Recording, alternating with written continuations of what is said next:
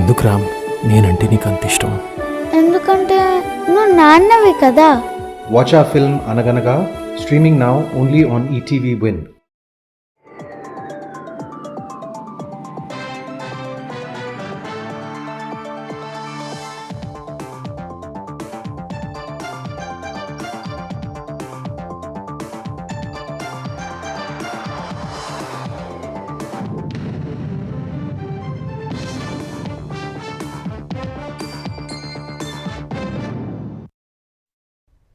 నమస్కారం, ఈటీవీ న్యూస్కి స్వాగతం. ముందుగా ముఖ్యాంశాలు. పొగాకు ధర తగ్గుదలపై చంద్రబాబు అసహనం. రైతులు నష్టపోతే చూస్తూ ఊరుకోబోమని హెచ్చరిక. క్వింటాల్ 12,500కు కొనాలని ట్రేడర్లకు ఆదేశాలు. కర్నూలులో నేడు ముఖ్యమంత్రి చంద్రబాబు పర్యటన. సి క్యాంపు రైతు బజార్లో స్వచ్ఛాంధ్ర స్వర్ణాంధ్ర కార్యక్రమంలో పాల్గొననున్న సీఎం. మద్యం కుంభకోణంలో అంతిమ లబ్ధిదారుపై దృష్టి సారించిన సెట్. కోర్టులో నేడు ధనుంజయ రెడ్డి, కృష్ణమోహన్ కస్టడీ కోసం పిటిషన్ వేయనున్న అధికారులు.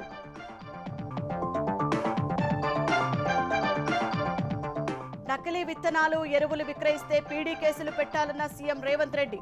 జిల్లాలో కలెక్టర్లు, పోలీసులు అప్రమత్తంగా ఉండాలని ఆదేశాలు. మైనారిటీల అభివృద్ధికి ప్రభుత్వం కట్టుబడి ఉందన్న సీఎం. ముస్లింలకు 25,000 యువ వికాసం యూనిట్లు కేటాయిస్తామని వెల్లడి.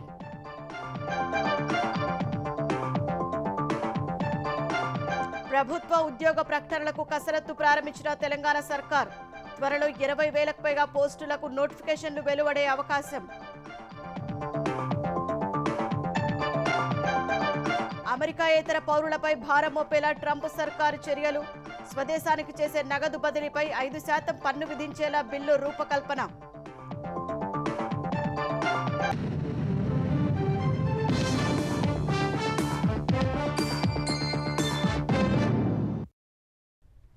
ఆంధ్రప్రదేశ్లో పొగాకు పండించిన రైతులు ఎట్టి పరిస్థితుల్లో నష్టపోకూడదని ముఖ్యమంత్రి చంద్రబాబు అధికారులను ఆదేశించారు.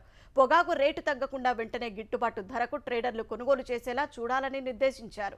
ప్రభుత్వానికి చెడ్డ పేరు తెస్తే ఉపేక్షించబోమని హెచ్చరించారు. ఇకపై రైతులతో బైబ్యాక్ పాలసీ ఒప్పందం చేసుకోవాలని సూచించారు. కిలోకు 500 రూపాయల ధర తగ్గకుండా కోకో గింజలు కొనుగోలు చేయాలని స్పష్టం చేశారు. ధరలు పడిపోవడంతో నష్టపోయిన మిర్చి రైతుల జాబితా రూపొందించాలని, సన్న రకాలు పండించేలా వరి రైతుల్ని ప్రోత్సహించాలని ఆదేశించారు. ఉండవల్లిలోని నివాసంలో ముఖ్యమంత్రి చంద్రబాబు పొగాకు, కోకో, మిర్చి, ధాన్యం కొనుగోళ్లు, గిట్టుబాటు ధరలపై అధికారులు, ట్రేడర్లతో సమీక్ష నిర్వహించారు. ప్రధానంగా పొగాకు ధర పతనం కావడంపై అసహనం వ్యక్తం చేశారు. గిట్టుబాటు ధర వచ్చేలా రైతుల్లో అధికారులు నమ్మకం నింపారని, ప్రభుత్వానికి చెడ్డ పేరు తీసుకురాకుండా చూడాలని స్పష్టం చేశారు. పొగాకు కొనుగోళ్లను ఆపకూడదని, రైతుల దగ్గర ప్రస్తుతమున్న పంట కొనుగోళ్లను వెంటనే జరపాలని ఆదేశించారు. రైతులు, పరిశ్రమలు, సంస్థల యజమానులు ఇద్దరితోనూ స్నేహపూర్వకంగా ఉంటానని, అలా అని రైతులకు అన్యాయం జరిగితే మాత్రం సహించేది లేదని తేల్చి చెప్పారు. ఈ విషయాన్ని ట్రేడర్లు దృష్టిలో పెట్టుకోవాలని, ప్రస్తుతం తలెత్తిన సంక్షోభాన్ని నివారించకుంటే ఉపేక్షించేది లేదని, చర్యలు తీసుకోవడానికి కూడా వెనుకాడనని కొనుగోలుదారుల్ని హెచ్చరించారు. హెచ్డీ బర్లే పొగాకును నాణ్యత ఆధారంగా క్వింటాల్కు 12,500కు కంపెనీలు కొనుగోలు చేయాలన్నారు. జీపీఐ, ఐటీసీ కంపెనీలు తక్షణమే 20 మిలియన్ కిలోల కొనుగోళ్లను ప్రారంభించాలని స్పష్టం చేశారు. కంట్రోల్ రూమ్, వాట్సాప్ గ్రూప్ ద్వారా రోజువారీగా కొనుగోళ్లను పర్యవేక్షించాలన్నారు. వ్యవసాయ శాఖ ప్రతి 2 రోజులకోసారి కొనుగోలు వివరాల్ని నివేదించాలన్నారు. ప్రస్తుతం నెలకొన్న సమస్యను అధిగమించాలంటే బైబ్యాక్ పాలసీ ఉత్తమమని సీఎం అన్నారు. బైబ్యాక్ విధానం అమలు, కొనుగోళ్లు జరిగేలా పొగాకు బోర్డు పర్యవేక్షించాలన్నారు. గిట్టుబాటు ధర ఇవ్వకుండా ఇబ్బంది పెడితే రైతులు పొగాకు పండించడం మానేస్తారని, అప్పుడు కంపెనీలన్నీ మూతపడే పరిస్థితి తలెత్తుతుందని చెప్పారు. అలాగే క్రాప్ రీషెడ్యూల్ చేయాలని, దీనికి యాక్షన్ ప్లాన్ రూపొందించాలని సూచించారు. పొగాకు నుంచి ఇతర వాణిజ్య పంటల సాగు వైపు రైతులు మళ్లేలా అవగాహన కల్పించాలన్నారు. పంట మార్పిడి ద్వారానే రైతులు నష్టపోకుండా ఉంటారని ముఖ్యమంత్రి చెప్పారు. కోకో పంట గిట్టుబాటు ధరపైన సమీక్షించిన ముఖ్యమంత్రి కోకో గింజల్ని కిలోకు 500 రూపాయలు తగ్గకుండా కొనుగోలు చేయాలని మాండలీజ్ సంస్థకు సూచించారు. రాష్ట్రంలో ఈ ఏడాది 12,000 మెట్రిక్ టన్నుల కోకో దిగుబడులు రాగా ఇప్పటికే అధిక మొత్తంలో కొనుగోలు పూర్తయ్యాయని అధికారులు ముఖ్యమంత్రికి వివరించారు. గతేడాది అత్యధిక ధర చెల్లించి ఈ ఏడాది ఒక్కసారిగా ధర తగ్గించడంతో రైతుల్లో ఆందోళన మొదలైందని తెలిపారు. ఏపీలో కోకో పంట నాణ్యత తక్కువ ఉందని, అంతర్జాతీయ ప్రమాణాలకు తగ్గట్టు లేదని చెప్పి కొనుగోలు సంస్థలు ధరలు తగ్గించాయని అన్నారు. అయితే ప్రస్తుతం కోకో రైతుల దగ్గర మిగిలిపోయిన 2,000 మెట్రిక్ టన్నుల దిగుబడిని పూర్తిగా కొనుగోలు చెయ్యాలని ముఖ్యమంత్రి స్పష్టం చేశారు.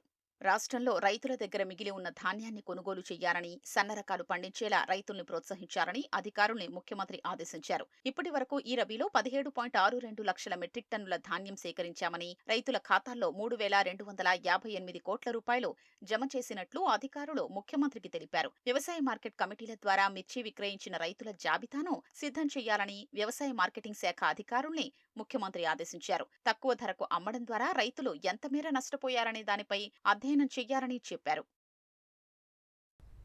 మద్యం కుంభకోణంలో తాడేపల్లి ప్యాలెస్ పెద్దలపై వస్తున్న ఆరోపణల నుంచి ప్రజల దృష్టి మరల్చడానికే రైతులకు గిట్టుబాటు ధర దక్కడం లేదని జగన్ తప్పుడు ప్రచారం చేస్తున్నారని వ్యవసాయ శాఖ మంత్రి అచ్చెన్నాయుడు ధ్వజమెత్తారు.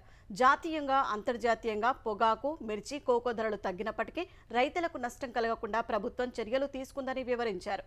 ఉల్లిగడ్డకు, ఆలుగడ్డకు తేడా తెలియని జగన్కు వ్యవసాయ ధరల విధానం ఎలా తెలుస్తుందని ఎద్దేవా చేశారు. జీపీఐ, ఐటీసీ సంస్థలు 20 మిలియన్ కిలోల పొగాకు కొనుగోలును ఇప్పటికే ప్రారంభించాయన్నారు.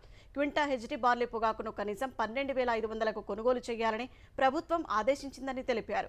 కిలో కోకో గింజలు 500కు కొనుగోలు చేసేలా మాండలిస్తో పాటు అన్ని సంస్థలకు ప్రభుత్వం నిర్దిష్టమైన ఆదేశాలిచ్చిందని వెల్లడించారు. మిరప రైతుల్ని ఆదుకునేందుకు అన్ని విధాలా చర్యలు తీసుకుంటుందన్నారు. కానీ ఇవేమీ పట్టించుకోకుండా బెంగళూరు ప్యాలెస్ నుంచి జగన్ నీచ రాజకీయాలు చేస్తున్నారని అచ్చెన్నాయుడు దుయ్యబట్టారు. ముఖ్యమంత్రి చంద్రబాబు నేడు కర్నూలులో పర్యటించనున్నారు. ఉదయం 11:55 సి క్యాంపు రైతు బజారుకు చేరుకొని అక్కడ స్వర్ణాంధ్ర స్వచ్ఛాంధ్ర కార్యక్రమంలో పాల్గొననున్నారు. అనంతరం పారిశుద్ధ్య కార్మికులు, రైతులతో ముఖాముఖి నిర్వహిస్తారు. మధ్యాహ్నం 12:35 కేంద్రీయ విద్యాలయం సమీపంలో స్వర్ణాంధ్ర స్వచ్ఛాంధ్ర పార్కు నిర్మాణానికి శంకుస్థాపన చేయనున్నారు. 2 గంటలకు ప్రజావేదికలో పాల్గొని కర్నూలు ప్రజల నుంచి సమస్యలు అడిగి తెలుసుకుంటారు. అనంతరం టీడీపీ కార్యకర్తలతో సమావేశమవుతారు. సాయంత్రం 5:25 తిరుగు పయనమవుతారు. సీఎం పర్యటన దృష్ట్యా నగరంలో పోలీసులు పటిష్ట బందోబస్తు చర్యలు చేపట్టారు. ట్రాఫిక్ మళ్లింపు చర్యలు చేపట్టారు. ట్రాఫిక్ మళ్లింపు ఉదయం నుంచి సాయంత్రం 6 గంటల వరకు ఉంటుందని తెలిపారు. వానాకాలం సాగుకు సన్నద్ధంగా ఉండాలని వ్యవసాయ శాఖ అధికారులను ముఖ్యమంత్రి రేవంత్ రెడ్డి ఆదేశించారు. రాష్ట్ర వ్యాప్తంగా సాగు విస్తీర్ణానికి సరిపడినన్ని విత్తనాలు, ఎరువులు అందుబాటులో ఉండేలా చూడాలని దిశానిర్దేశం చేశారు. నకిలీ విత్తనాలతో రైతులను మోసం చేసే కంపెనీలు, వ్యాపారులపై పీడీ యాక్ట్ కేసులు పెట్టాలని ఆదేశించారు. వానాకాలం పంటల సాగుపై వ్యవసాయ అధికారులతో సచివాలయంలో సీఎం రేవంత్ రెడ్డి సమీక్ష జరిపారు. నకిలీ విత్తనాలు, ఎరువులు విక్రయించే వ్యాపారులపై ఉక్కుపాదం మోపాలని సీఎం అధికారుల్ని ఆదేశించారు. కల్తీ, నకిలీ విత్తనాల దందాను అరికట్టేందుకు జిల్లాల్లో కలెక్టర్లు, పోలీసులు అప్రమత్తంగా ఉండాలని నిర్దేశించారు. జిల్లాల వారీగా వ్యవసాయ శాఖ, పోలీసు విభాగం సంయుక్తంగా టాస్క్ ఫోర్స్ దాడులు నిర్వహించాలని, రాష్ట్ర సరిహద్దుల్లో అన్ని చోట్ల నిఘా ఉంచాలని సూచించారు. రైతుల్ని మోసం చేసే వారిపై కఠినంగా వ్యవహరించాలని స్పష్టం చేశారు. ఎవరెవరు కల్తీ విత్తనాలు విక్రయిస్తున్నారు, ఎక్కడ నిల్వలున్నాయి, ఎక్కడి నుంచి రవాణా అవుతున్నాయనే వివరాలపై అధికారులకు సమాచారం ఉందని, ఎవరినీ ఉపేక్షించకుండా చట్ట ప్రకారం చర్యలు తీసుకోవాలని దిశానిర్దేశం చేశారు. నకిలీ దందా చేసే వ్యాపారులపై పీడీ యాక్ట్ కేసులు పెట్టాలని ఆదేశించారు. విత్తనాలు, ఎరువులకు సంబంధించి రైతులకు ఇబ్బంది లేకుండా ఉండేలా జిల్లాల కలెక్టర్లు, ఎస్పీలు, పోలీస్ కమిషనర్లతో మాట్లాడాలని ప్రభుత్వ ప్రధాన కార్యదర్శి రామకృష్ణారావును ముఖ్యమంత్రి ఆదేశించారు. అన్ని జిల్లాల్లో సరిపడే విత్తనాలు, ఎరువులు అందుబాటులో ఉన్నట్లు ముఖ్యమంత్రికి అధికారులు వివరించారు. ఈ సీజన్లో వరి, పత్తి సాగు ఎక్కువ ఉంటుందని, రైతుల నుంచి డిమాండున్న అన్ని కంపెనీల విత్తనాలు మార్కెట్లో ఉన్నట్లు చెప్పారు.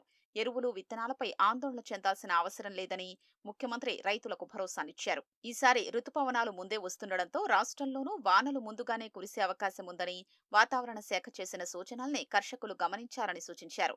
అందుకు అనుకూలంగా సరైన సమయంలో పంటలు వేసుకోవాలని, నకిలీ విత్తనాలు కొని మోసపోవద్దని రైతుల్ని అప్రమత్తం చేశారు. విత్తన ప్యాకెట్లు కొనేటప్పుడు తప్పకుండా బిల్లు, ప్యాకెట్ను పంటకాలం ముగిసేంత వరకు భద్రపర్చుకోవాలని ముఖ్యమంత్రి సూచించారు. నకిలీ కంపెనీలు, కల్తీ విత్తనాల బారిన పడి రైతులు మోసపోకుండా పెద్ద ఎత్తున అవగాహన కల్పించాలని వ్యవసాయ శాఖను సీఎం ఆదేశించారు.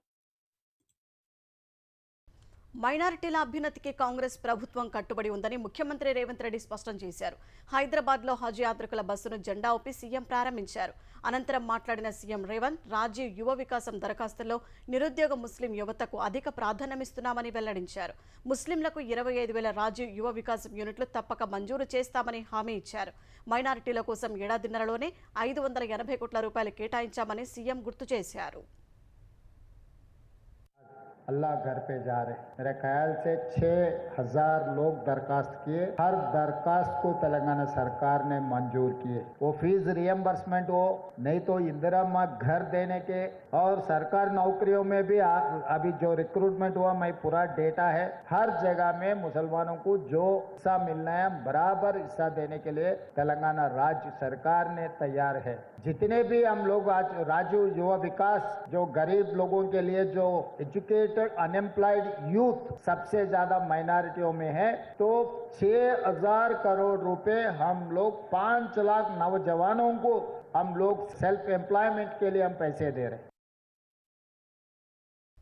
తెలంగాణలో ప్రభుత్వ ఉద్యోగాల భర్తీ కోసం నోటిఫికేషన్ జారీకి పరిపాలన కసరత్తు మొదలైంది. కీలకమైన ఎస్సీ వర్గీకరణ పూర్తి కావడంతో వీలైనంత త్వరగా నోటిఫికేషన్ల జారీకి ప్రభుత్వం, నియామక సంస్థలు కార్యాచరణ చేపట్టాయి. 2024-2025 ఏడాదికి ఉద్యోగాల భర్తీకి ప్రభుత్వం విడుదల చేసిన జాబ్ క్యాలెండర్కు అనుగుణంగా అప్పటికే ప్రభుత్వం గుర్తించి పంపించిన ప్రతిపాదనలో మార్పులు చేర్పులు జరుగుతున్నాయి. ఎస్సీ వర్గీకరణకు అనుగుణంగా రోస్టర్ ప్రకారం ఖాళీల వివరాలు తెప్పించుకొని ఉద్యోగాలను భర్తీ చేసేందుకు ప్రణాళికలు చేస్తున్నాయి. త్వరలో 20,000కు పైగా పోస్టుల ఉద్యోగ ప్రకటనలు వెలువడే అవకాశాలు ఉన్నట్లు తెలుస్తోంది. బ్యాక్లాగ్గా మారిన ఉద్యోగాలను కూడా కలిపి నోటిఫికేషన్లు ఇవ్వాలని ప్రభుత్వం యోచిస్తోంది. ఆర్టీసీ, వైద్య విభాగాల పరిధిలోనే దాదాపు 10,000 వరకు పోస్టులు ఉంటాయని అంచనా. ప్రభుత్వ విభాగాలు, విద్యుత్ సంస్థలోని ఇంజనీరింగ్ విభాగాల్లోనూ 2 నుంచి 3,000 వరకు ఖాళీలు ఉన్నట్లు సమాచారం. గురుకుల నియామకాల్లో దాదాపు 2,000 పోస్టులు బ్యాక్లాగ్గా ఉన్నట్లు తెలిసింది. ఎట్టి పరిస్థితుల్లో రాజా ఈ 60 మందిలో ఒకరిని పెండ్లి చేసుకోవాలా? Our film Akkadamai Ikkadabbai streaming now on ETV Win app. Download and subscribe to ETV Win app. మద్యం కుంభకోణంలో వేల కోట్ల రూపాయలు దోచుకున్న అంతిమ లబ్ధిదారు ఎవరనే అంశంపై సిట్ దృష్టి సారించింది. కీలక నిందితులు ధనంజయ రెడ్డి, కృష్ణమోహన్ రెడ్డి కలిసి కుట్రకు రూపకల్పన చేశారని సిట్ భావిస్తోంది. వీరిని కస్టడీలోకి తీసుకుని విచారిస్తే మరిన్ని విషయాలు వెలుగులోకి వచ్చే అవకాశం ఉందని దర్యాప్తు అధికారులు భావిస్తున్నారు. జగన్ ప్రభుత్వ హయాంలో జరిగిన మద్యం కుంభకోణంలో కొల్లగొట్టిన వేల కోట్ల సొత్తుకు అంతిమ లబ్ధిదారు ఎవరు, అక్రమార్జనంతా చివరకు ఎవరికి ఎలా చేరింది అనే దిశగా సిట్ దర్యాప్తు ముమ్మరం చేసింది. ఈ కుట్ర రూపకల్పన, అమలు, ముడుపుల వసూళ్లు, ఆ మొత్తాన్ని బిగ్ బాస్, ఆయన సతీమణికి చేర్చడంలో క్రియాశీలక పాత్ర పోషించారనే అభియోగాలు ఎదుర్కొంటున్న సీఎంఓ మాజీ కార్యదర్శి, విశ్రాంత ఐఏఎస్ అధికారి ధనంజయ రెడ్డి, జగన్ ఓఎస్డీ కృష్ణమోహన్ రెడ్డిని సిట్ అరెస్టు చేసింది. ఇప్పటికే Bharathi Cements director Govindappa Balaji arrest అయిన నేపథ్యంలో వీరిని కస్టడీకి తీసుకుని విచారించడం ద్వారా అంతిమ లబ్ధిదారుకు సంబంధించిన మరిన్ని ఆధారాలు, రహస్యాలు వెలికితీయాలని సిట్ భావిస్తోంది. మద్యం సరఫరా కంపెనీలు, డిస్టిలరీల నుంచి ఏ మార్గాలు, ఏ రూపాల్లో ముడుపులు వసూలు చేశారు, పదుల సంఖ్యలో డొల్ల కంపెనీల్ని అడ్డం పెట్టుకుని అనేక అంచెల్లో సొత్తుని ఎక్కడకు చేర్చారు, వాటితో ఎక్కడెక్కడ పెట్టుబడులు పెట్టారు, చివరకు వాటి వల్ల ఏ ప్యాలెస్కు లబ్ధి చేకూరిందనే దానిపై ఇప్పటికే సిట్ దర్యాప్తులో కీలక ఆధారాన్ని సేకరించింది.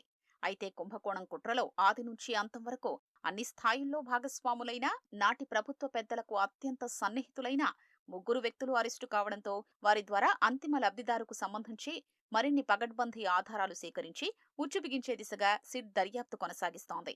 దేశ చరిత్రలోనే అతిపెద్దదైన ఈ మద్యం కుంభకోణంలో ముడుపుల రూపంలో వసూలు చేసిన 3,200 కోట్ల సొత్తును అంతిమ లబ్ధిదారు ఎక్కడెక్కడ ఏ రూపాల్లో పెట్టుబడులు పెట్టారో ఇప్పటికే సిట్ ప్రాథమికంగా కొంత సమాచారం సేకరించింది. ధనంజయ రెడ్డి, కృష్ణమోహన్ రెడ్డి, గోవిందప్ప బాలాజీలకు ఈ వివరాలన్నీ తెలుసని గుర్తించిన సిట్ అధికారులు వారి ద్వారా ఆ వివరాల్ని రాబట్టేందుకు ప్రయత్నిస్తున్నారు. ప్రధానంగా స్థిరాస్తి రంగంలో పెట్టిన పెట్టుబడుల గుట్టు వీరి ద్వారా బయటకు లాగనుంది. ధనంజయ రెడ్డి, కృష్ణమోహన్ రెడ్డిలను 3 రోజుల్లో దాదాపు 25 గంటల పాటు అధికారులు విచారించి సుమారు 300కు పైగా ప్రశ్నలు అడిగారు. వాటిల్లో ఏ ఒక్కదానికి వారు సరైన సమాధానాలు చెప్పలేదు. అయితే కుంభకోణం కుట్ర, దాని అమలు, వాటి వెనుకున్న అసలు సూత్రధారులకు సంబంధించి వారి నుంచి సిట్ అధికారులు కొంత సమాచారం రాబట్టారు. దీని ఆధారంగా తదుపరి దర్యాప్తు చేయనున్నారు. వైసీపీ ప్రభుత్వంలో పెద్ద మంత్రిగా చలామణి అయిన వ్యక్తి అవినీతి కూడా అదే స్థాయిలో చేశారని నీటిపారుదల శాఖ మంత్రి నిమ్మల రామనాయుడు ఆరోపించారు. అన్నమయ్య జిల్లా తమ్మళ్లపల్లి నియోజకవర్గంలోని హంద్రినివా పనులను మంత్రి పరిశీలించారు. హంద్రినివా కాలువ సిమెంట్ లైనింగ్ పనుల ప్రారంభానికి పూజలు నిర్వహించారు. అటవీ శాఖ మంత్రిగా ఉంటూ 3 జలాశయాల నిర్మాణాల కోసం పర్యావరణ అనుమతులు తీసుకోలేదన్నారు. రైతులకు పరిహారం ఇవ్వకుండా బలవంతంగా భూములను లాక్కున్నారని మండిపడ్డారు. పెద్దిరెడ్డి అవినీతి సంపాదన కోసం చేసిన పనులపై విజిలెన్స్ విచారణ జరుగుతుందని, ఆయన అవినీతి బాగోతాలు ఒక్కొక్కటిగా బయటపడుతున్నాయన్నారు. ఆ పెద్ద మంత్రిగా ఈ రకంగా అయితే చలామణి ఆయన అవినీతి కూడా ఆ స్థాయిలోనే చలామణిటువంటి పరిస్థితి. తన అధికారాన్ని ఉపయోగించి వ్యవస్థను నిర్వీర్యం చేసి రూల్స్ కి వ్యతిరేకంగా వాళ్ళకి R&R చెల్లించకుండా ఆ భూముల్ని అతను స్వాధీనం చేసుకోవడం, దాని మీద ఏదైతే 100 కోట్ల రూపాయలు జరిమానా విధిస్తే దానికి ఆయన 25 కోట్ల రూపాయలు కూడా చెల్లించినటువంటి పరిస్థితి. ఇది నేను చెప్పింది కొంతమేర. రేపు విజిలెన్స్ దర్యాప్తులో ఒక్కొక్కటి అన్ని బయటకు వస్తున్నాయి. ఖచ్చితంగా రేపు కఠినంగానే వీటి మీద చర్యలు తీసుకోవడం అనేది జరుగుతుంది. ఏపీలోని అన్ని అసెంబ్లీ నియోజకవర్గాల్లో ఈ నెల 18, 19, 20వ తేదీల్లో లోక్సభ నియోజకవర్గాల్లో 22, 23 తేదీల్లో మినీ మహానాడు నిర్వహించారని టీడీపీ రాష్ట్ర అధ్యక్షుడు పల్లా శ్రీనివాసరావు తెలిపారు. అసెంబ్లీ నియోజకవర్గ మహానాడులో చేసిన తీర్మానాల్ని 21వ తేదీలోపు, లోక్సభ నియోజకవర్గ స్థాయిలో చేసిన తీర్మానాల్ని 24వ తేదీలోపు పార్టీ కేంద్ర కార్యాలయానికి పంపాలని సూచించారు. తెలుగుదేశం కార్యకర్తలు, అభిమానులు, సానుభూతిపరులు, నాయకులు, మహిళల్ని ఆహ్వానించి కార్యక్రమాన్ని జయప్రదం చేయాలని కోరారు. 2047 నాటికి ఆంధ్రప్రదేశ్ రాష్ట్రాన్ని $2.4 ట్రిలియన్ ఆర్థిక వ్యవస్థగా రూపుదిద్దుకునేలా సీఎం చంద్రబాబు నిర్దేశించిన లక్ష్యాలను చేరుకోవాలని VMRDA సమావేశంలో నిర్ణయించారు. ఈ నెల 23న హైదరాబాద్, 30న బెంగళూరులో VMRDA రోడ్ షో నిర్వహించనున్నారు. విశాఖలో డబుల్ డెక్కర్ మోడల్లో మెట్రో కోసం DPR సిద్ధం చేశారు. మెట్రో రైలు ప్రాజెక్టు పనులు 3 నుంచి 6 నెలల వ్యవధిలో ప్రారంభమై 3.5 ఏళ్ల కాలంలో పూర్తవుతాయని సమావేశంలో చర్చించారు. పశ్చిమ బెంగాల్లోని ఖరగ్పూర్ నుంచి విశాఖ వరకు బీచ్ కారిడార్ను అభివృద్ధి చేసే దిశగా ప్రణాళికలు చేపట్టాలని నిర్ణయించారు. సమావేశంలో క్రెడాయ్, నెరెట్కో, అప్రెడా ప్రతినిధులు పాల్గొన్నారు. మధురవాడలో ఉన్న 87.80 ఎకరాల భూమిని ప్రైవేట్, పబ్లిక్ పద్ధతిలో జాయింట్గా డెవలప్మెంట్ చేసేందుకున్న అవకాశాలను వివరించారు. దేశంలోనే విశిష్ట స్థానం కలిగిన విశాఖకు రాబోయే కాలంలో అభివృద్ధి పరంగా ఉజ్వల భవిష్యత్తు ఉందని అన్నారు. అనంతపురం జిల్లా కళ్యాణదుర్గం ఆబ్కారీ సీఐ హసీనా భాను విచక్షణ కోల్పోయారు.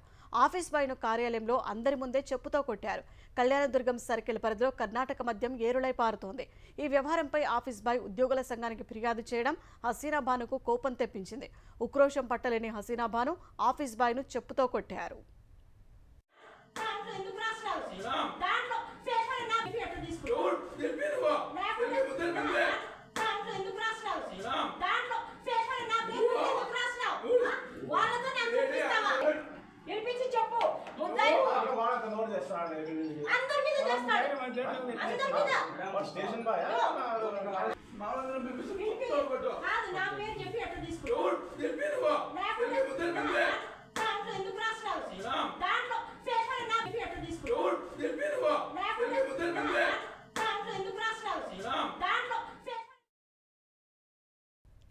వర్షాకాలంలో వరద ముప్పు తప్పించేందుకు తీసుకోవాల్సిన చర్యలపై హైడ్రా కమిషనర్ రంగనాథ్ నేతృత్వంలోని అధికార బృందం మేధోమథనం చేసింది.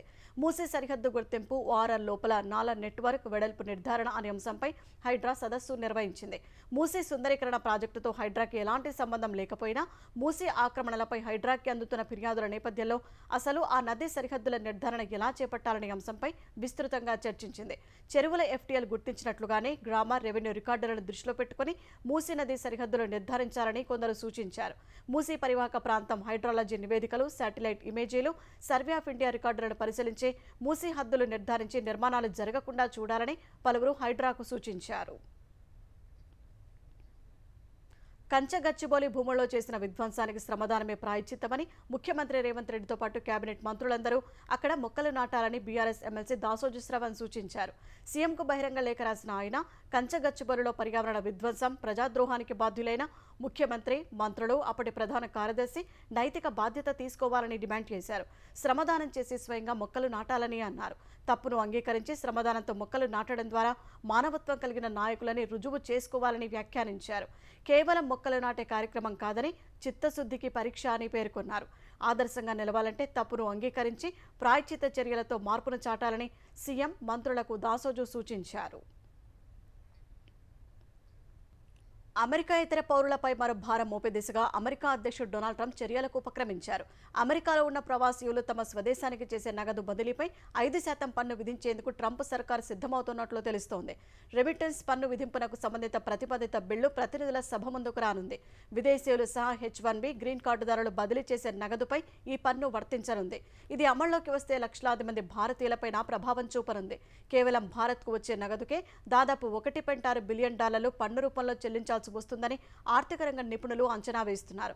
ప్రపంచ బ్యాంకు నివేదిక ప్రకారం ప్రపంచంలోనే అత్యధికంగా రెమిటెన్స్లు అందుకుంటున్న దేశాల్లో 2008 నుంచి భారత్ అగ్రస్థానంలో ఉంది. ప్రపంచ రెమిటెన్స్లలో 11% ఉండగా 2024 నాటికి 14% పెరిగింది. భారత్తో చర్చలకు తాము సిద్ధంగా ఉన్నట్లు మరోసారి పాకిస్తాన్ పేర్కొంది. భారత్ పాక్ చర్చలకు కూర్చొని జమ్మూ కాశ్మీర్ సహా అన్ని అపరిష్కృత అంశాలను పరిష్కరించుకోవాలని పాకిస్తాన్ ప్రధాని షెహబాజ్ షరీఫ్ ప్రతిపాదించారు. గత రాత్రి ఇస్లామాబాద్లోని ఎహే తషక్కర్ ముగింపు కార్యక్రమంలో పాల్గొన్న ఆయన ఇరు దేశాల మధ్య 3 యుద్ధాలు జరిగాయని, వాటి వల్ల ఏమీ సాధించలేకపోయామని చెప్పారు. ప్రశాంతంగా చర్చలకు కూర్చొని అన్నింటినీ పరిష్కరించుకోవాలని ఆ పాఠం చెబుతోందన్నారు. ముందు శాంతి నెలకొంటే అప్పుడు ఉగ్రవాదాన్ని ఎదుర్కోవడంలో సహకరించుకోవచ్చని తెలిపారు. ఇరు దేశాల మధ్య అపరిష్కృత వివాదాస్పద అంశాలపై సమగ్ర చర్చలు జరుపుతామని పాక్ విదేశాంగ శాఖ ఇషాక్దార్ కూడా ప్రతిపాదించారు. భారత్ పాకిస్తాన్ మధ్య ఉద్రిక్తతలు నెలకొన్న సమయంలో దాయాది దేశానికి అండగా నిలిచిన తుర్కియేపై దేశంలోని అన్ని వర్గాలు మండిపడుతున్నాయి. తుర్కియేతో పాటు పాక్కు మద్దతు పలికిన అజర్బైజాన్ దేశాలతో వాణిజ్య సంబంధాలు తెంచుకోవాలని దేశీయ వర్గాలు నిర్ణయించాయి. ఆ 2 దేశాలతో అన్ని వ్యాపార లావాదేవీలు రద్దు చేసుకోవాలని అఖిల భారత రత్నాభరణాల దేశీయ మండలి జీజేసీ కోరింది. ప్రతి ఆభరణ తయారీదారు, ట్రేడర్, టోకు వర్తకులు ఆ 2 దేశాలతో లావాదేవీలు నిలిపివేయాలని జీజేసీ పిలుపునిచ్చింది. అటు ఆ 2 దేశాలతో వాణిజ్య సంబంధాలను తెంచుకోవాలని అఖిల భారత వ్యాపారాల సమాఖ్య కేట్ నిర్ణయించింది. అంతేకాదు తుర్కియే అజర్బైజాన్ వస్తువులపై దేశవ్యాప్తంగా నిషేధం విధించింది. ఈ మేరకు ఒక మెమోరాండంను వాణిజ్య పరిశ్రమల శాఖ, విదేశీ వ్యవహారాల శాఖకు సమర్పించనుంది. ఈ 2 దేశాల్లో చిత్రీకరణ జరిపే భారతీయ సినిమాలను వ్యాపార వర్గాలు దూరం పెడతాయని, అందువల్ల కార్పొరేట్ సంస్థలు అక్కడ ఎటువంటి సినిమాలు తీయరాదని తెలిపింది. తుర్కిష్ ఎయిర్లైన్స్తో కుదుర్చుకున్న లీజింగ్ ఒప్పందాన్ని నిలిపివేయాలని ఎయిర్ ఇండియా నిర్ణయించినట్లు తెలుస్తోంది. భారత బల్లెం వీరుడు నీరజ్ చోప్రా ఎట్టకేలకు తన దీర్ఘకాల లక్ష్యాన్ని సాధించాడు. తన కెరీర్లో తొలిసారిగా 90 మీటర్ల మార్కును అందుకున్నాడు. శుక్రవారం Doha diamond league javelin throw పోటీల్లో నీరజ్ బళ్ళాన్ని 90.23 మీటర్ల దూరం విసిరాడు. కానీ అతడికి అగ్రస్థానం దక్కలేదు. జర్మనీ క్రీడాకారుడు జూలియన్ వెబర్ తన చివరి ప్రయత్నంలో 91.06 మీటర్ల ప్రదర్శనతో నీరజ్ను 2వ స్థానానికి నెట్టాడు. గ్రెనేడా ప్లేయర్ అండర్సన్ పీటర్స్ 85.64 మీటర్లతో 3వ స్థానం దక్కించుకున్నాడు. నీరజ్ ఈ పోటీలో చాలా సమయం తిరుగులేని ఆధిపత్యం చెలాయించాడు. తొలి ప్రయత్నంలోనే 88.44 మీటర్ల దూరం బళ్ళాన్ని విసిరి అగ్రస్థానంలోకి దూసుకెళ్లిన నీరజ్ 2వ ప్రయత్నంలో ఫౌల్ చేశాడు. 3వ ప్రయత్నంలో 90 మార్కును అందుకున్నాడు. అప్పటికి 2వ స్థానంలో ఉన్న పీటర్స్కు నీరజ్కు 5 మీటర్ల అంతరం ఉండటంతో భారత అథ్లెటే విజేత అని అంతా అనుకున్నారు. కానీ వెబర్ తన చిన్న ప్రయత్నంలో నీరజ్ను అధిగమించి తొలి స్థానంలో నిలిచాడు.